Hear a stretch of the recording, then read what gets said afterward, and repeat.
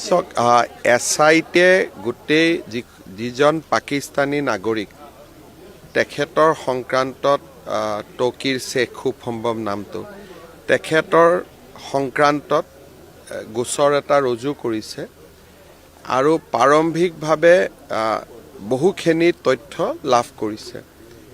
বিশেষকৈ তৌকিৰ শেখ যেতিয়া ভাৰতলৈ আহিছিলে তেতিয়া তেওঁৰ লগত পাকিস্তানৰ বহুত ব্যক্তিক লগত লৈ আহিছিলে।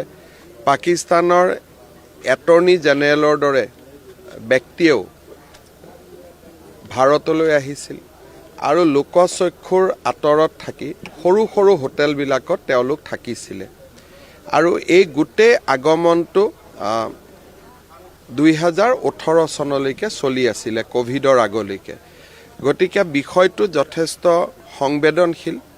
ভাৰতৰ গৃহমন্ত্ৰী ডাঙৰীয়াকো এই বিষয়টো সম্পৰ্কে মই অৱগত কৰিছোঁ। SITয়ে তদন্ত কৰি আছে, কিন্তু এটা পৰ্যায়লৈকে আমি তদন্ত কৰিব পাৰিম। হয়তো ইণ্টাৰপল আদিৰো সহায় ল'ব লাগিব এটা পৰ্যায়ত।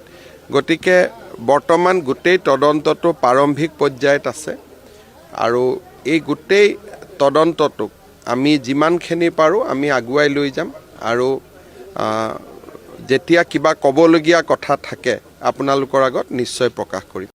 চক SITয়ে গোটেই যিজন পাকিস্তানী নাগৰিক তেখেতৰ সংক্ৰান্তত তৌকিৰ শেখ খুব সম্ভৱ নামটো তেখেতৰ সংক্ৰান্তত গোচৰ এটা ৰুজু কৰিছে আৰু প্ৰাৰম্ভিকভাৱে বহুখিনি তথ্য লাভ কৰিছে। বিশেষকৈ তৌকিৰ শেখ যেতিয়া ভাৰতলৈ আহিছিলে তেতিয়া তেওঁৰ লগত পাকিস্তানৰ বহুত ব্যক্তিক লগত লৈ আহিছিলে।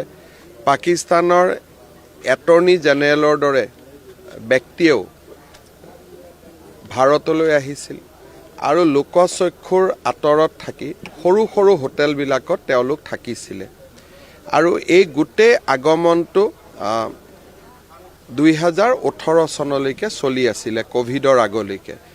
গতিকে বিষয়টো যথেষ্ট সংবেদনশীল।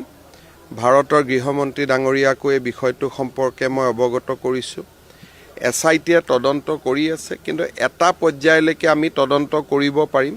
হয়তো ইণ্টাৰপল আদিৰো সহায় ল'ব লাগিব এটা পৰ্যায়ত।